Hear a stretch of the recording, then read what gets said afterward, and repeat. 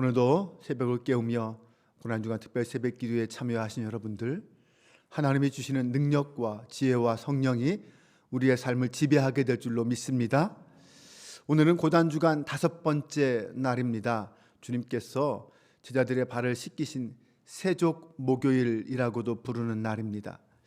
이날은 주님께서 최후의 만찬을 나누셨고 이를 향하여 나를 기념하라 이렇게 말씀하셨습니다. 최후의 만찬이 끝난 다음에는 마지막으로 다락방에서 마지막 유언 같은 설교를 하십니다. 설교가 끝난 다음에는 제자들을 위해서 마지막 중보기도를 하시고 그리고 겟세마네 동산으로 기도하러 가십니다. 이렇게 해서 주님은 세족 목요일을 배려와 기도와 사랑으로 마치셨습니다. 주님은 스승으로서 제자들의 발을 씻겨 주심으로 섬김의 도를 보여주셨습니다. 고난의 주님은 떡을 떼어 제자들에게 주시면서 이것을 받아 먹으라, 이것은 내 몸이다 라고 말씀하셨고, 식후에 잔을 나누시면서 이것은 죄사함을 얻게 하려고 많은 사람을 위하여 흘리는 바 나의 피, 언약의 피다 라고 말씀하셨습니다.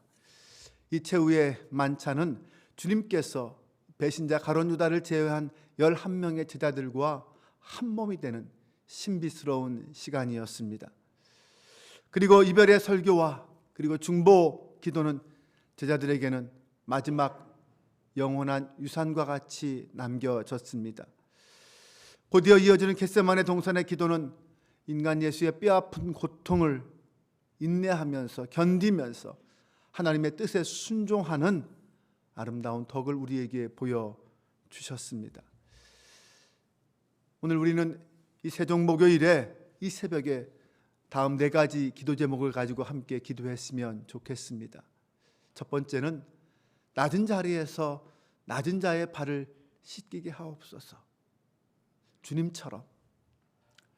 두 번째는 성만찬을 통하여 주님과 하나가 되게 하옵소서. 세 번째는 끊임없는 중보기도로 죽어가는 자를 살리게 하소서. 마지막 4번째는 나의 뜻을 버리고 하나님의 뜻에 순종하게 하소서. 이것이 오늘 이 새벽에 우리가 함께 기도해야 할 기도의 제목들입니다. 간절하고 진실한 우리의 기도를 통하여 주님의 고난에 동참하고 신령한 은혜를 받아 누리는 저와 여러분 되시기를 바랍니다. 예수님께서 제자들과 함께 나누신 최후의 만찬은 오늘날 우리가 행하는 이 성만찬의 유래가 된 것입니다. 우리 신앙에서, 기독교 역사에서 가장 중요한 유산 중에 하나입니다.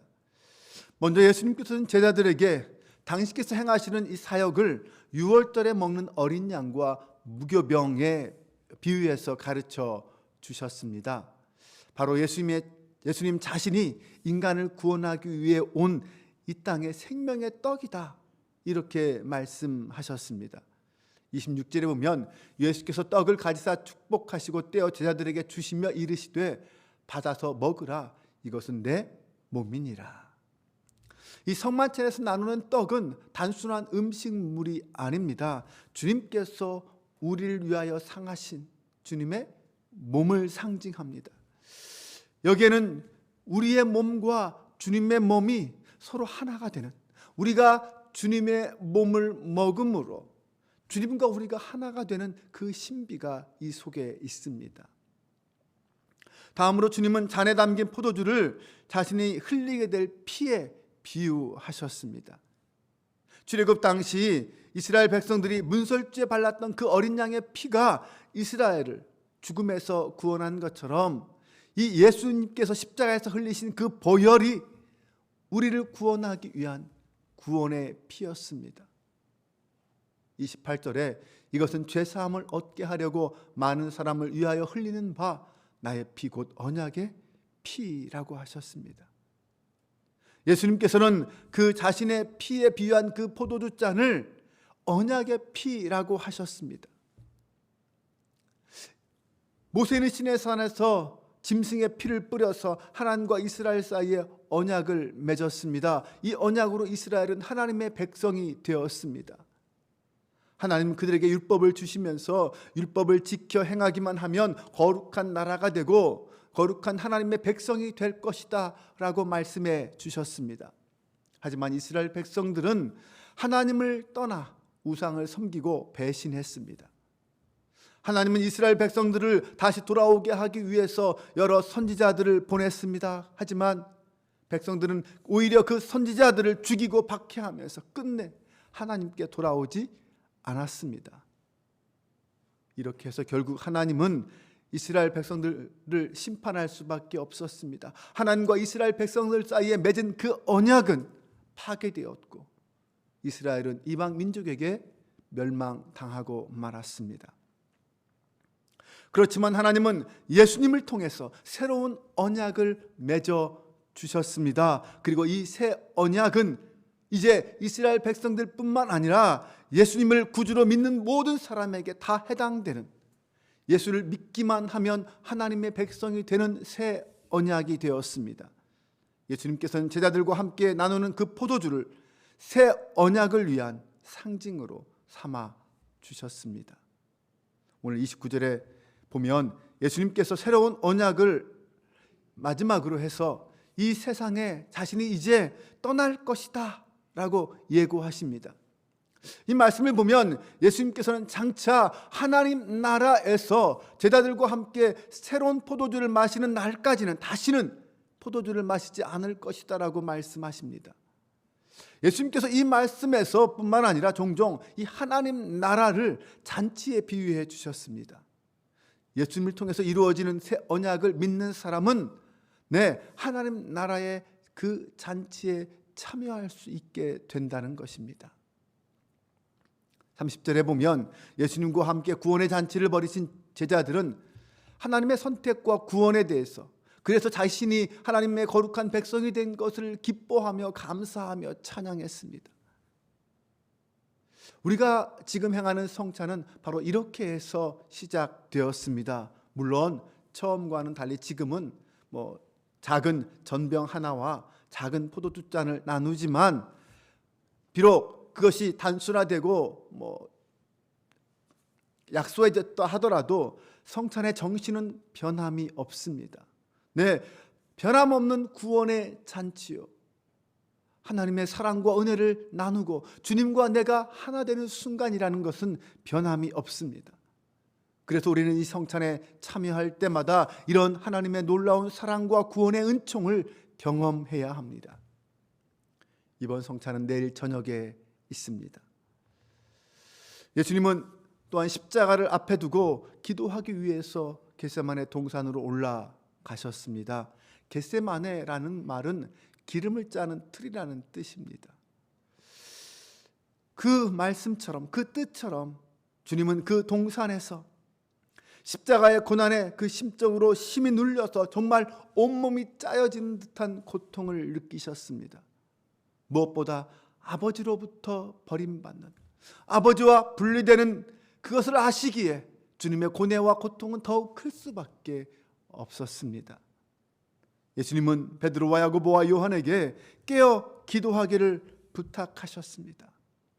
예수님은 하나님이시지만 동시에 우리와 같은 육체를 가진 완전한 인간이시기에 그 고통의 시간에 제자들과 함께 하기를 원하셨습니다. 아니, 제자들이 함께 해 주기를 기대하셨습니다. 그리고 주님은 그 고통 가운데 3번이나 기도하셨습니다. 첫 번째, 예수님은 극한 고뇌 속에서 아버지께 기도드렸습니다. 견딜 수 없는 고뇌와 아픔을 감당하기 위해 주님이 선택한 방법은 기도였습니다. 고통 가운데, 고난 가운데 우리의 선택은 기도여야 합니다. 또한 예수님은 자신의 뜻을 고집하지 않으셨습니다. 인간적으로 먼저 하나님께 자신의 소원을 말씀드렸지만 결국은 아버지의 소원이 이루어지기를 바라며 모든 것을 다 아버지께 맡기셨습니다. 우리의 기도는 맡기는 기도입니다.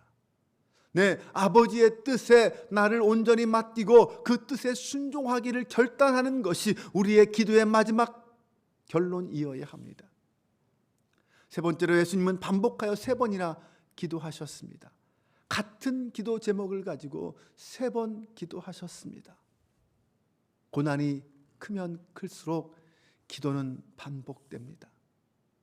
우리도 그렇지 않습니까? 내가 감당할 수 없는 문제 앞에서 우리는 하나님 앞에 기도합니다. 아니, 1번으로 안 되기에 2번이고 3번이고 4번이고 기도합니다. 그만큼 우리의 마음에 간절함, 갈급함이 있다는 것입니다. 사랑하는 여러분, 이 고난주간 5번째 날에 주님이 행하신 일을 돌아보았습니다. 우리가 주님과 같은 마음을 품고 주님의 고난에 함께 동참하며 기도할 때 주님의 마음을 조금이라도 알게 되고 이해하게 될 것입니다. 그리고 우리는 주님의 고난에 작은 것이라도 함께 동참함으로 주님의 고난을 나의 고난으로 삼을 수 있을 것입니다. 오늘도 우리의 하루의 삶 속에서 주님의 은혜와 사랑이 담긴 이 말씀 한마디 한마디를 되새기며 주님과 동행하는 복되고 거룩한 하루로 삼으시기를 주님의 이름으로 축원합니다. 기도하겠습니다. 아버지 하나님, 주님은 마지막 만찬의 자리에서 제자들의 발을 씻기심으로 섬김의 본을 보여주셨습니다. 서로 사랑하고 서로 섬기기를 다하는 저희가 되게 하여 주옵소서.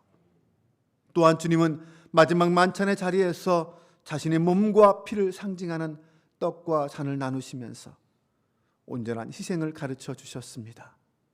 우리를 위한 주님의 몸은 십자가에 달려 고통 가운데 죽어야 했고, 주님의 피는 우리의 죄사함을 위해 남김없이 쏟아내셔야만 했습니다.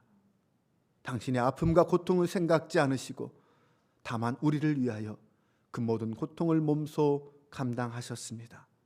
그리고 주님은 그 모든 고난의 자리에 우리와 함께 하기를 원하셨습니다. 우리는 그 주님을 따라 같은 고난은 겪을 수 없지만 주님과 함께 주님을 위하여 기도할 수는 있습니다. 사랑의 주님, 이튿 년이 흘렀지만 여전히 주님은 우리에게 말씀하십니다. 시험에 들지 않게 깨어 기도하라. 주님과 함께 깨어 있는 저희가 되기를 소망합니다. 삶의 모든 순간 견디기 힘든 고난의 시간이라도 주님을 향하여 깨어 있는 믿음의 사람, 주님의 뜻에 순종하는 순종의 사람들이 되게 하여 주옵소서. 우리 주 예수 그리스도의 이름으로 기도합니다. 아멘.